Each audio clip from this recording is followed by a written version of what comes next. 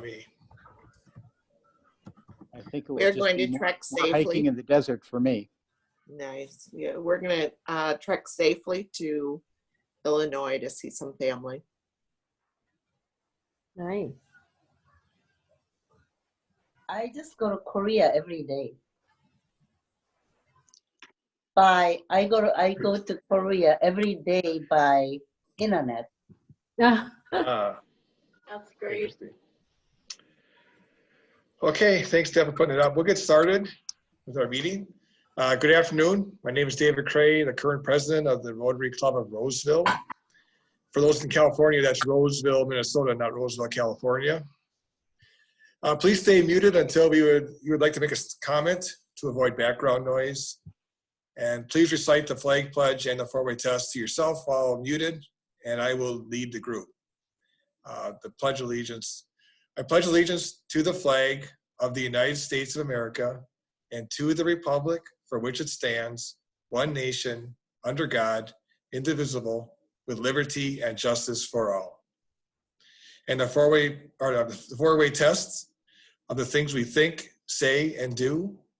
Is it the truth? Is it fair to all concerned? Will it build goodwill and better friendships? Will it be beneficial to all concerned? And with that, I'd like to ask Loren Swanson to provide the invocation for today. Yeah, unmute yourself, Loren.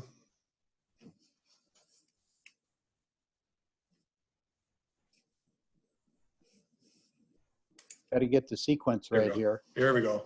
Now you're on. I brought my crib sheet up first.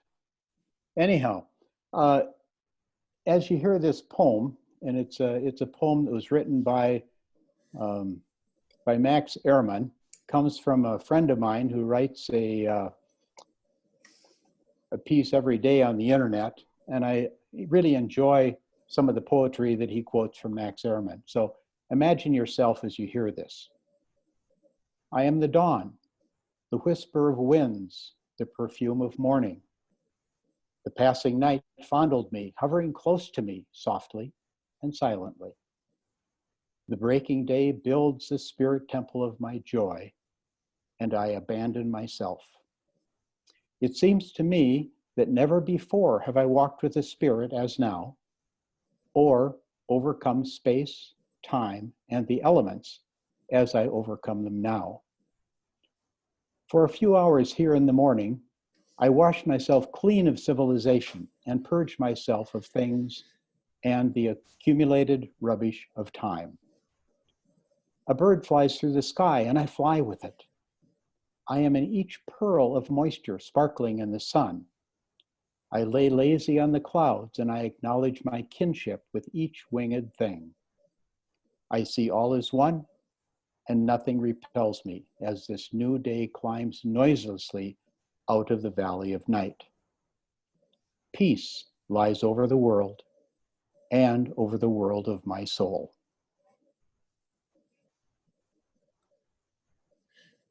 Thank you, Loren. For guests, why don't we have Liz Meyer please introduce yourself, unmute yourself and let us know who you are.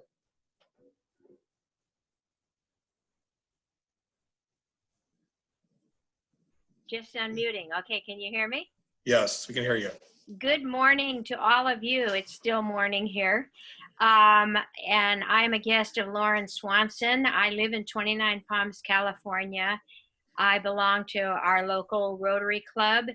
I'm an educator and I'm on the Board of Trustees of Copper Mountain College here in the desert. And it's a pleasure to join your club. Thank you very much for the visit. All right, thank you for joining us. How about Dick Barrows? You want to introduce yourself, please? Sure. I'm Dick Barrows, a guest of Dale Noyd. I'm retired from the University of Wisconsin, just moved to St. Paul. And in retirement, we're on the one-third plan. 1/3 of our time is continued professional activity. 1/3 is family and fun, hopefully nothing harmful. And 1/3 is community service or payback. So we're on the 1/3 plan. Glad to be here. Thank you. Thanks for joining us today. I think that's it for guests. Any other guests? I don't think so. So we'll move on to the joke. I really tried to come up with a joke about social distancing, but this is as close as I could get. The inspiration pin will resume. Oh, sorry, Jan. You never liked mine anyway. The inspiration pin will resume when we are all back being in person, hopefully soon. We'll do happy dollars. Please be brief, and we will collect dollars when we can meet back in person again. So does anybody want to do, want to tell us something about happy dollars? Go ahead, Jan. I want to tell you a little thing that's going on at our place. This is a $5 happy dollar, so I can talk a little longer for the Craighead rule. We have a courtyard, and in our courtyard, we have a little pond, and I have had goldfish in it for the last few years. I heat it up in the winter. This year, with other things shut down, our neighbor has been walking up and down the driveway with his daughter, who's 3 years old. Well, we were out cleaning in our courtyard, and we found a toad. And so as I went outside and I saw her doing snow angels in the sand in our driveway, I said, do you want to come in and see a toad? And she came in, she saw the toad, she loved it. She saw the fish, she loved them. And so she started coming every day. And now she comes about 3 times a day. I put out some little cars, and she rearranges the cars, and I have some baby dinosaurs, some little dinosaurs that I put out. And so every day we get a visit from this little girl and her dad. And about once every 3rd day or so, we also get a visit from mom and their week-old baby. And it's like having grandkids, except I don't change any diapers. Nice. Keeping distance. Anybody else have a happy dollar? Go ahead, Deb. Today is marking my 35th wedding anniversary. Oh, congratulations. Congratulations, Deb. Thank you. We're going to order Vietnamese food, and I've been studying Vietnamese etiquette. So I've learned that you would never put your chopsticks vertically in your rice bowl, because that means something about death. So we'll make sure. And pass dishes with 2 hands, not 1. So it should be fun. Okay. Anybody else have happy dollars? Go ahead, Pam. Unmute yourself. There you go. My son graduated from law school yesterday, Mitchell Hamlin, and so we had a picnic at Perry Park in the rain with just a few of us, but I feel really proud of him. Congratulations. You should feel proud. That's a hell of an achievement. Yeah, well, he did it while working full-time and raising kids. Wow. Yeah. That's impressive. Anybody else have happy dollars? Yeah, I've got a happy dollar for Deb. If you're going to eat that Vietnamese dinner correctly, you should not eat at the table. You need to put a blanket on the floor, and you all sit around the floor in a circle and pass the bowls around. Okay? You got that straight? Got it. Thank you. With 2 hands. Okay, go ahead, Al. Well, I'm glad that or happy that I am still able to mow lawn. I was out mowing lawn last week one day, and at my age, I think that is doing quite well, and I hope I can make it through the season mowing lawn once a week for my friend or our friend Diane Confer. I absolutely enjoy doing lawn mowing. Okay, awesome. I have a happy dollar. Okay, go ahead. My 9-year-old grandson Cesar has been able to keep doing his Taekwondo classes via Zoom, working very hard, and he just qualified for a new belt level via Zoom. And they did a drive-through to pick up their new belts at the Taekwondo studio in Shoreview. This is Awesome. Hyun. Okay, This is Jan, go ahead. Congratulations, Mary. By the way, Mary, that in Korea, there's a singer, young singers, they sing with the Taekwondo act. So maybe your grandson can join them too. They're just awesome. But congratulations, Mary. I'm so proud of who you are and great grandmother. Thank you. Anybody else have anything? Right here, Go ahead. Loren. Sure. I've told Liz about our Rotary Club and how it gets together and how we do it on Zoom. And she said, I'd like to see a good example of how that done, because ours is maybe floundering a little bit here. And so I'm just really tickled pink that she could join us today. Yes, we are too. Thank you for joining us, Liz. Anybody else have any happy dollars? Okay.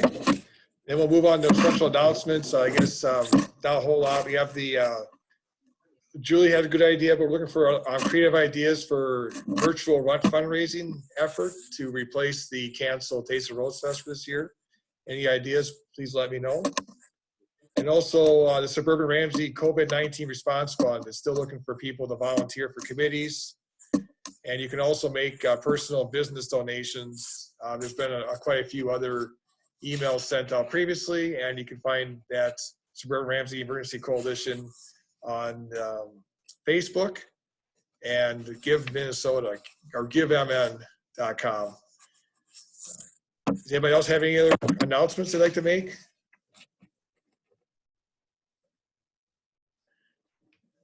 We are doing a Shark Tank Live this Wednesday, so there's 3 different grants that we're gonna be able to help fund that we're taking. We're participating as a sponsor with the grant program. So that should be pretty interesting. That's on Wednesday at 4 o'clock online. All right, with that, I guess we'll have Deb announce this week's program. Super excited to have our very own Julie Warren giving us an update on City of Roseville and some hospitality updates. And so go ahead and take the floor, Julie. Thank you. Can you see? We can see your screen yet. You can't see my screen? Okay, Deb, then.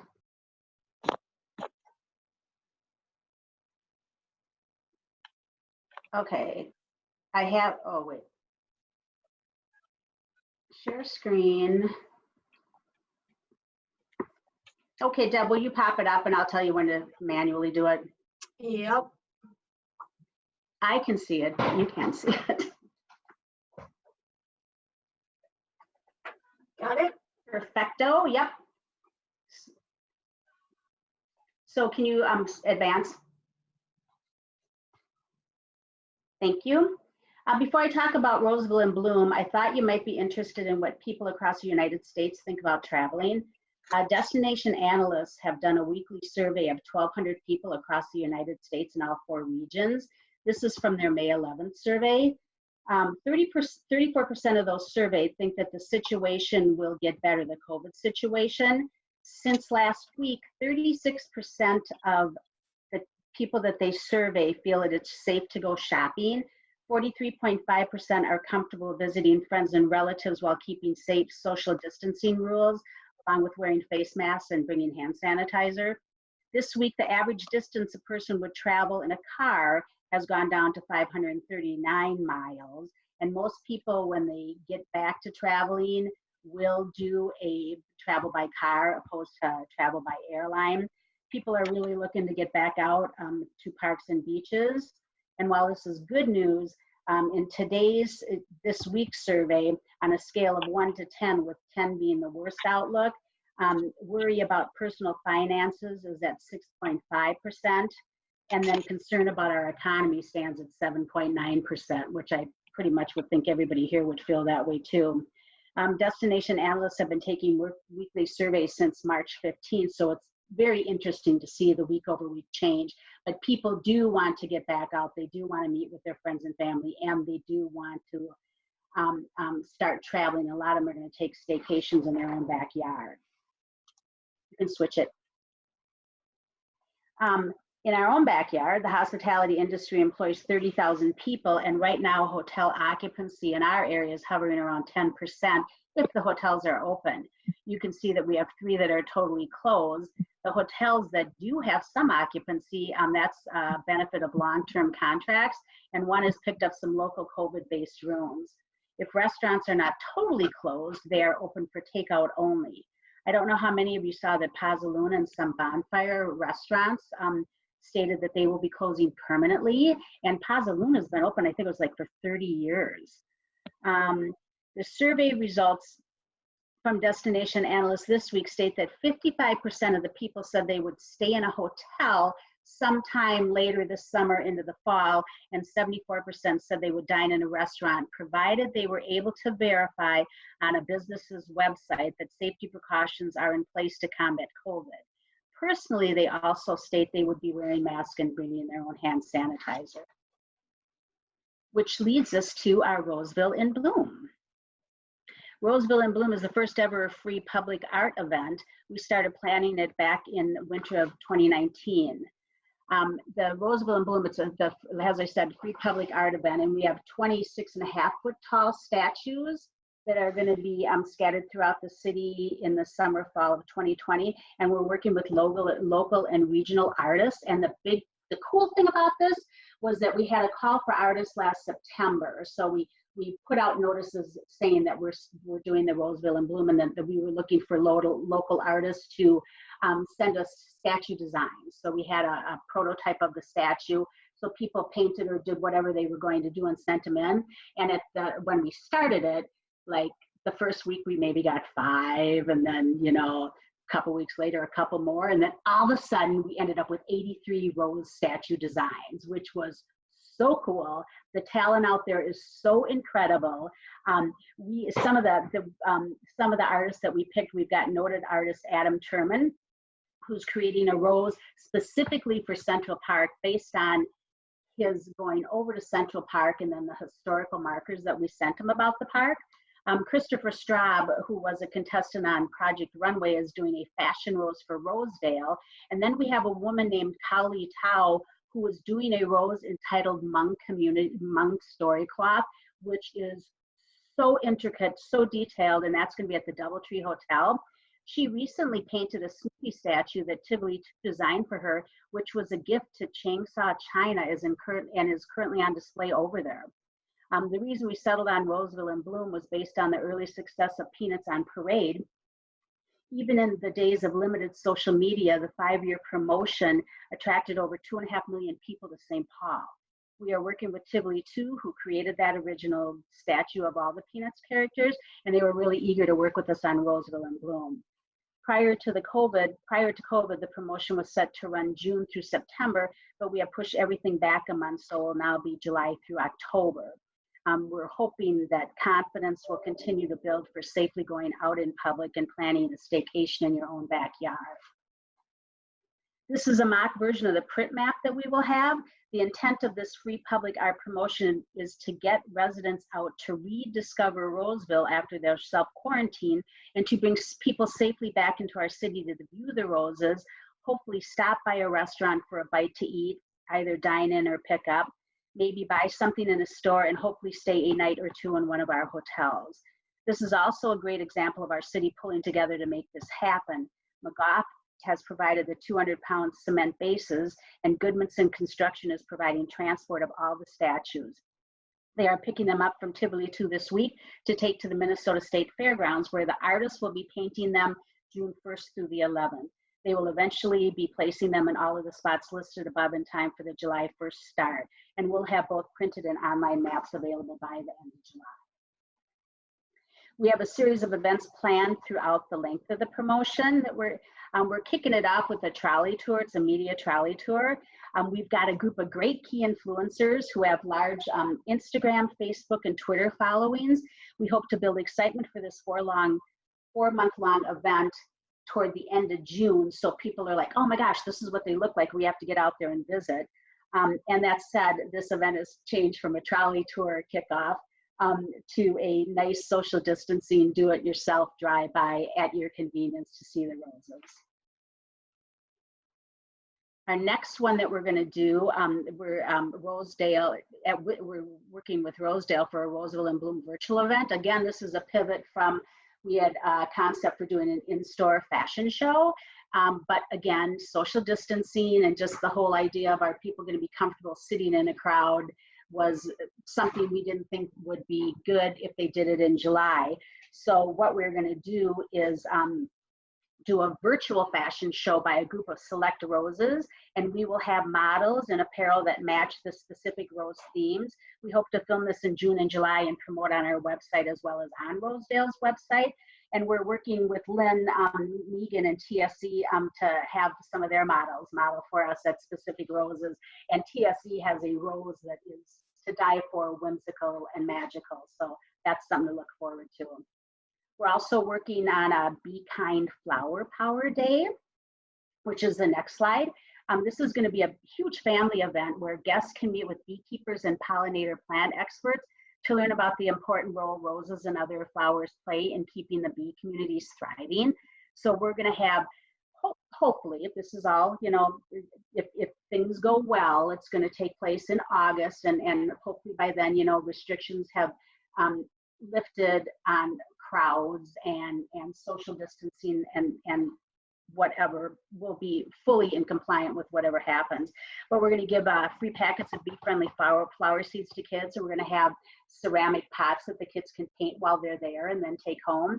We want to do some sidewalk chalk art, have a honey candy making demonstration. We've already talked with Grand Ole Creamery about doing a Roseville in Bloom themed ice cream, and which they were super excited about. And then we'll have kids craft zones to make bee and flower themed projects. In addition to this, we're also working with Roseville Library to have a kids coloring contest.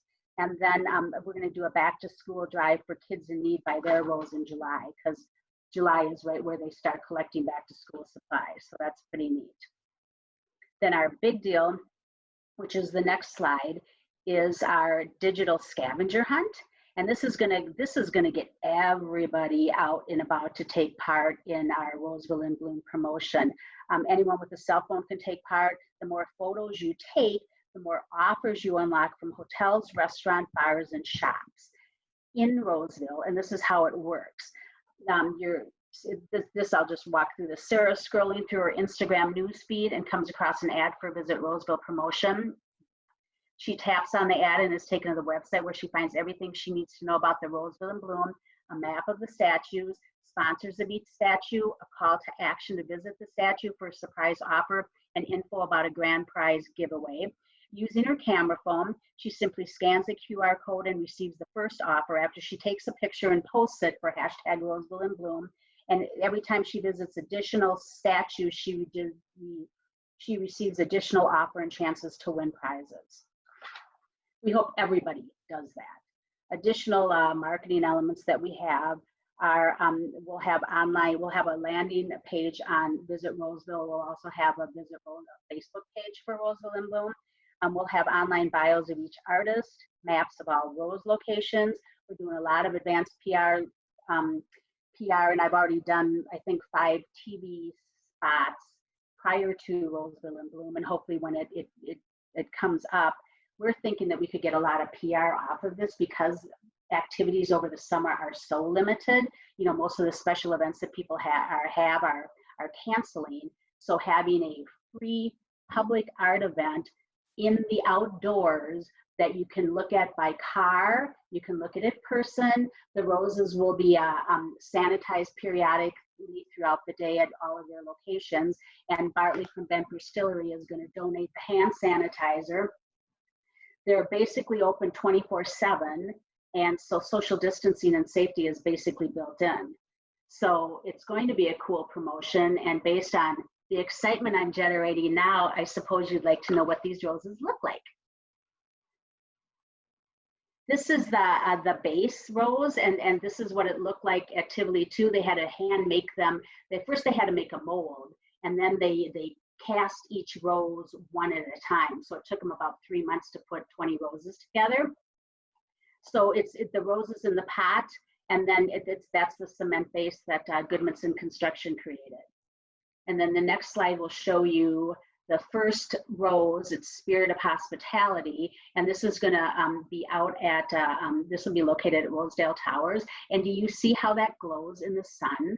Isn't that incredible? That is how it is. Because somebody said, "Oh, you enhanced it by putting the sparkles on it." It's like, no, we did not. That is exactly what the rose looks like. And so that'll be, again, it'll be out in Rosedale Towers. And then for our last one, this is the website where you can access all the roses. We'll have a whole page up on our website. Our hashtags are Roseville in Bloom and visit Roseville MN. And again, you can see all 20 roses from the safety of your car or on foot with your family and friends, currently in groups of 10 or less. But everything that you need to know, you can find out on our website. So it's going to be a super cool promotion, the first of its kind in the city. City's been great to work with on this, so they're 100% behind it, and we're pretty excited about it. So if anybody has questions, feel free.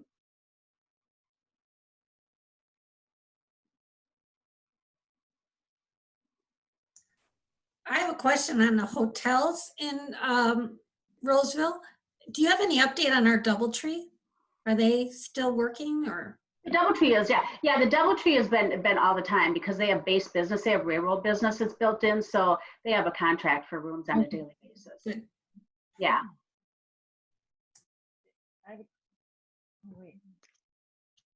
Julie, will the roses be illuminated at night? You said they'll be accessible 24 hours a day.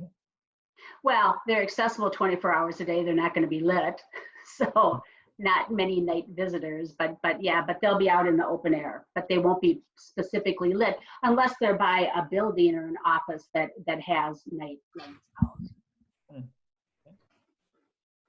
Ed? Go ahead, Jan. Julie, can you tell me what they're going to do with the roses once they're done with the event? They'll be on permanent display. And in the case of the library, they have a really cool library one built around books, and they're going to have it out front on display, but then eventually they want to move theirs into their rain garden in the back. And then Kids in Need, theirs is going to be outdoor displayed, and then once the promotion is over, it's going to go into their main lobby. So people can do with them. Most people, I think, are just going to leave them outdoors. Ed, you had a question. Ed, go ahead, we can't hear you. And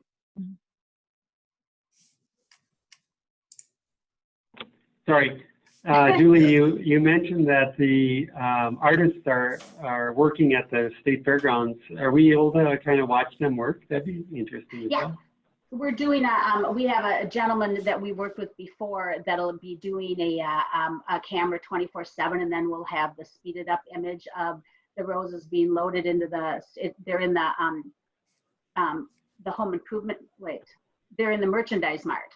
So there'll be a camera 24/7, watching them loaded in and then watching the artist paint. And then what we're going to be doing, we wanted to have at the end of, let's say on July 11th or the weekend, we wanted to have an open time where people could walk in and see all the roses, but that's not going to happen right now based on the numbers of people that can gather. So we might do some private showings for sponsors, or if individuals are interested, we'll contact them and take them in small groups safely. Pam? Go ahead, Pam. You're muted, Pam. Unmute yourself, Pam. I think it sounds like a wonderful idea. I've been in different cities where they've had deer around town or just different animals, and it's really fun. So I think this will be great.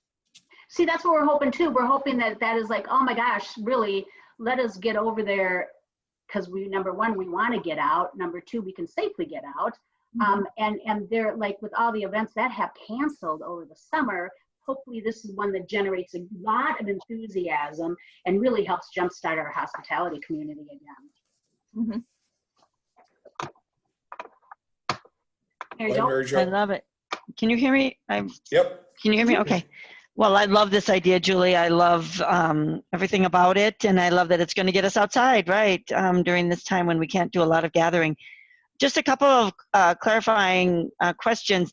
So I was wondering too, what happens to them after you said it goes from July through October. Yep. So what's happening then when they stay on permanent display, you said? What's the difference between the July through October window and then afterwards? Do they go to a different place within that site, or just curious?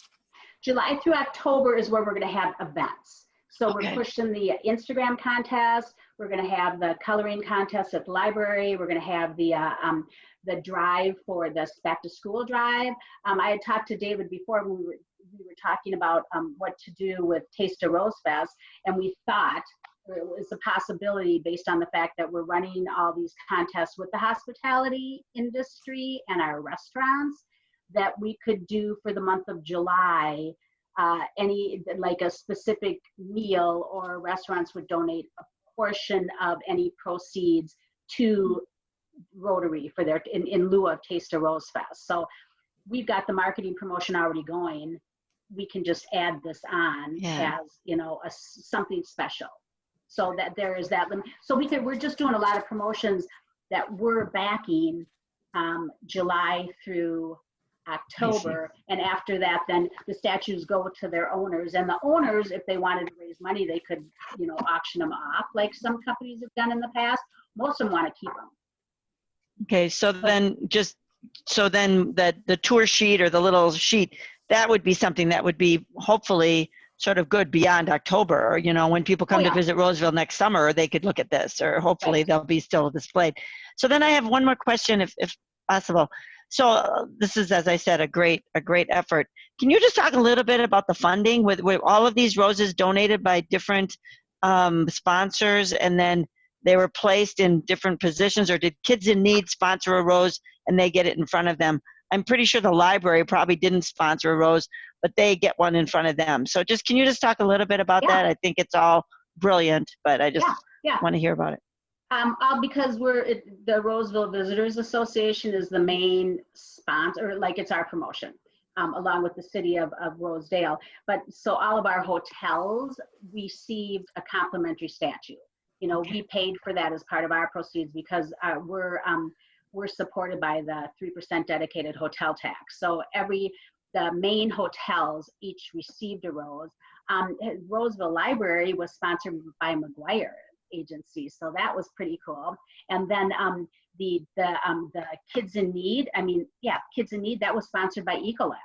So that was also another. So we've got some corporate sponsors. Some people outright bought their statues. We are so excited that Spire Credit Union is on board because they bought their statue. St. Rose of Lima had a partial donation for their statue. Goodmanson Construction and McGough, they're in kind because of all the work that they are doing for this. They're saving us a lot of money because the statue bases alone cost $7,000. And then the transportation is a big, big deal. So the majority, it is a combination of us giving for our hospitality community and people paying the price to sponsor a rose. Thank you. It's all great. Any other questions? Go ahead. Ed, do you have another one? Go ahead. I have another one. Julie, you mentioned early on, and this might be a little off topic, but you mentioned early on a restaurant that indicated that they were going to be closing for good, not reopening. Are you hearing that from other small businesses as well? We haven't heard anything yet. You know, that has not come up, but it'll be interesting with Rosedale opening today to see if they've had any small retail shops that have not come back or do not plan on coming back. But right now, those were the only ones. I don't think any of our Rosedale restaurants have closed permanently. We have not heard. And then the 3 hotels that have closed, they're reopening. It didn't make sense for them to stay open for business. They're part of the 5 TPI hotel properties. So they just divert any business that might be coming along to their other properties that are open. I've got a question. Can you hear me? Go ahead. Go ahead, Ted. Julie, have you given any thought over the longer term, whether there's some way you could do some sort of Roseville promotions events, additional events to what we usually do during the summer to build continuing interest? Yeah, we're thinking of that all the time. So we have like the trolley tour was something that we had talked about, you know, people could, you know, hop on the trolley and we could take them around to the roses. That was a thought, but then that was like, social distancing is not going to be good for that. The Be Kind, we've got the coloring contest. then we're looking at where we can add promotions along the way. We've got a base that we're doing. Oh, we just talked with Ben Distillery too. We just did this last week to do an Oktoberfest promotion with them at the end of October, even though Bartley pointed out to us that most Oktoberfest celebrations are in September. So it was like, okay, but we want to do it in October. So we're working, you know, ideas are coming along, popping up as we go. And the Taste of Rosefest idea popped up as we were talking about it, you know, so we're open to other ideas that we can safely add in. Julie, can I ask a quick question? Yep. Do you have any handle on what's going to be happening with the resort industry this summer? All the cabins and the small resorts are they going to be allowed to continue this summer? Do you know? Yeah, they were just talking about that too, because with the fishing opener, there were some where they were saying stay home, you know, don't drive a long distance. Local, the rural communities or the smaller communities in Minnesota are very fearful of having people come into their communities and stay at hotels, stay at resorts due to COVID. So there's a real fear in the rural out city industry. But every resort owner wants to open. If they can't open by Memorial Day, it doesn't look good for their summer, because basically their main months of operation are May through August.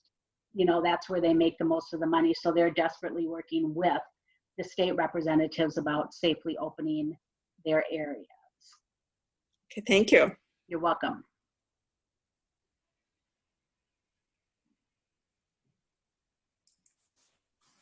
Any last questions from anybody? Okay, well, thank you, Julie. That was very informative. We appreciate the information. Looking for a fun summer here in Roseville. Let's hope everybody get out and about if you can. Otherwise, go online, because we'll have them online. And you obviously know that as a thank you to our speakers, we make a contribution to the Roseville Rotary Woods and Rain Garden in the Central Park Arboretum. Unfortunately, we won't be having Taste of Rosefest here this year, but we can still go visit there, and hopefully your flower might be there. And with that, next week's program, there's no program next week. We are off next week because of Memorial Day. So everybody have a good afternoon. Enjoy your Labor Day weekend. Try and get out and do something fun. And if you want to hang on and talk to other people, you can still hang on and socialize.